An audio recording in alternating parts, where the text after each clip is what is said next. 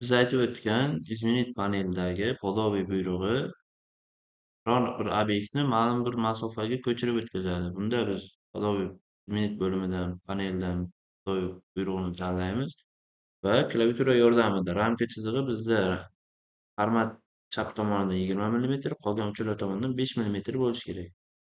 20 millimetr bajarish uchun podoviy buyrug'iga 20 millimetrda klaviaturada kiritib tugmasini bosamiz va kursorimiz shu holatga o'tadi. Chap tomondan bizga ichkariga qarab 20 millimetr kerak. Chap tomondagi chiziqni tanlab, ichkariga tortib, sichqonchani chap tugmasini bir marta bosamiz. Mana bizga ichkari tomonga 20 millimetr ko'chirib berdi. Keyingi qiladigan amalimiz eski tugmasi yordamida buyruqdan chiqib ketamiz va o'sha buyruqqa yana qayta kirish uchun oyna panel ichidan tanlamasdan klaviaturadan Enter yoki probelni qayta bosadigan bo'lsak, eng oxirgi buyruqni qayta yuklab beradi bizni kursorimizga.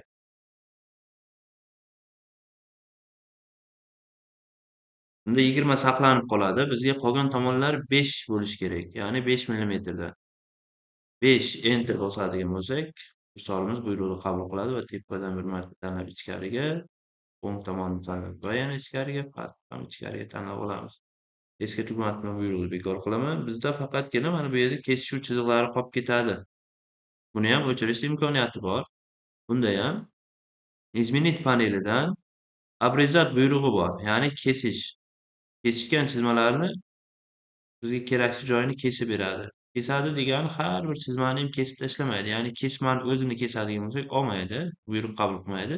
Mana shu holatda kesishib turgan bo'lsa, bundan yuqorisiga bu kesishgan, buni bu tarafiga bu kesishgan. Shu holatlarda ishlaydi. Обрезать buyrug'ini bir marta tanlab, buni faol holatga keltirish uchun klaviaturadan Enter tugmasini bir marta bosib olamiz va bizga keraksiz bo'lgan mana bu holatdagi chiziqlarni o'chirish uchun sichqonchani chap tugmasini ustiga borib bir marta bossak, mana kesadi. Rolik yordamida ekranni kattartirib, kichraytirib chizyapman. Rolik ustidan bosib, o'ngga chapga tortish mumkin. Mana bizda shu holatda ramka chizig'i ham tayyor. Bunga qalinlik berish. Mana namunada ramka chizig'i odatda qalin, asosiy yo'g'on chiziqda chiziladi. Qalinlik berishda chiziqlarni tanlab chiqasiz. Sizga chap tugma bilan, sichqonchani chap tugmasi bilan bosyapman. Agar bu holatda, nastroykada bu holatda sizda sozlanmagan holatda bo'lsa, bittasini tanlagandan keyin ikkinchisini tanlaganingizda bunisi o'chadigan bo'lsa, Shift tugmasi bor klaviaturada. Shiftni bosib hammasini tanlab olish imkoniyati bor.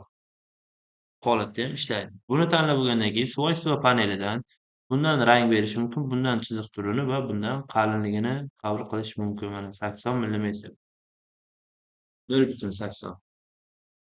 Mana shu holatda saqlanadi. Mana bu agar shriftimiz bizga qalinligi xalal beradigan bo'lsa, holatlar qatoridan Vest tugmasi bor. Vest tugmasini o'chirib qo'yadigan bo'lsak, mana chizig'imiz ingichka bo'lib ko'rinib turadi va pechatga berishdan oldin buni Vestni yoqadigan bo'lsak, qalinlik holatida ko'rsatadi. Bizda hozir buni zarari yo'q. Biz uchun hozir shrift bilan ishlaymiz.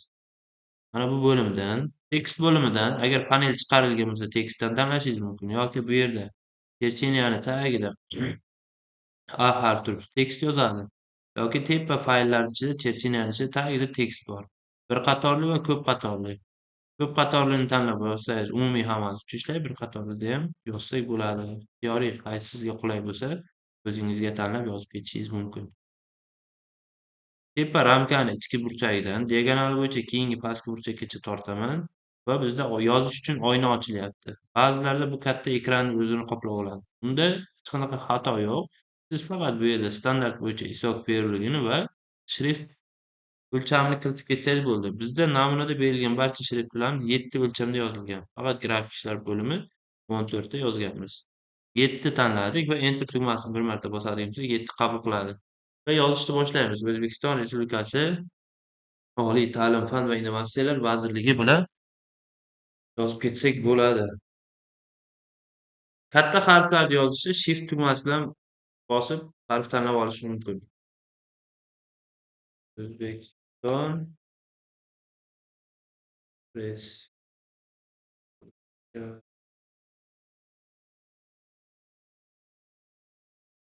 Respublikasi ikkinchi qatordan oliy ta'lim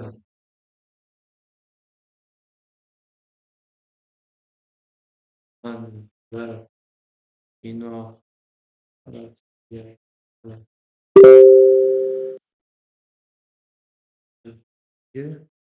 ikkinchi qatorga tushishda Enter tugmasidan foydalanib ketyapman. Ya'ni Enter keyingi qatorga ko'chirib beraverdim. Oliy ta'limni yozib bo'lgandan keyin universitet nomi. Termiz davlat muhandislik va agrotexnologiyalar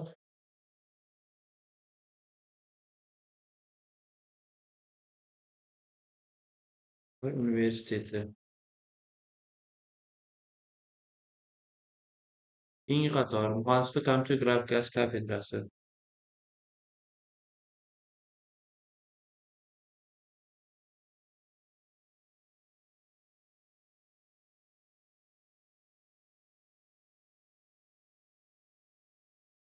Keyingi qatorga tushamiz. Fan nomi muhandislik kompyuter grafikasi fan.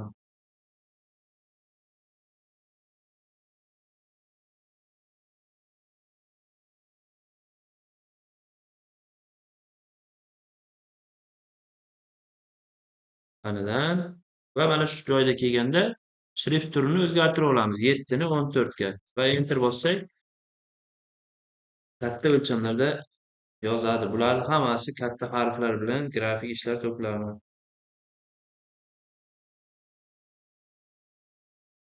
Ishlar va enter bosib, yana shriftni eski holiga, ya'ni 7 ga o'zgartirib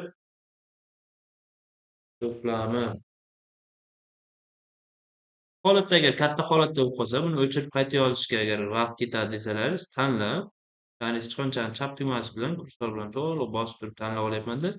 Mana bu joyda mana kichkinadan kattaga, kattadan kichikka o'tkazish belgilari turibdi. Bir marta mana kattadan kichikka bossak, o'zgartirib beradi bu holatini. Va yana enter bosib, endi bu yerda bajardi, qabul qildi, shular qolyapti.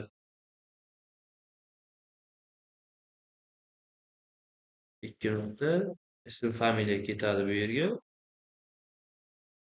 Keyingi qatorda tekshirdi. Ikki nuqta, Abdurahmonov Sardor. To'liq shartnomas qabul qildi.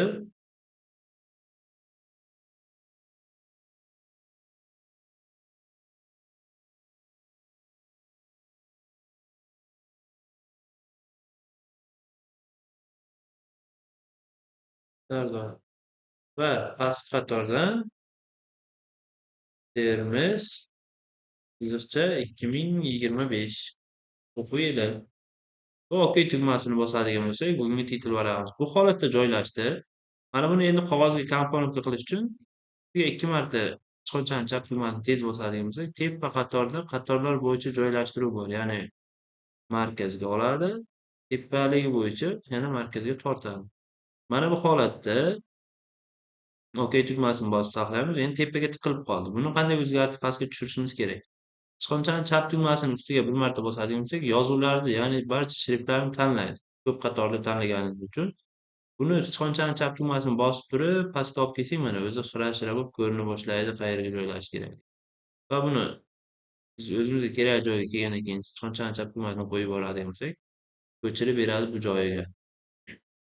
Bu yerda bizda tekshirdi, qabul qildilar, o'rtaroq surilib ketgan. Buni oldiga belgilab, qayta tahrirlab, to'g'rilab olishimiz mumkin. Bu holatda mana bu uzun bo'lib ketgan.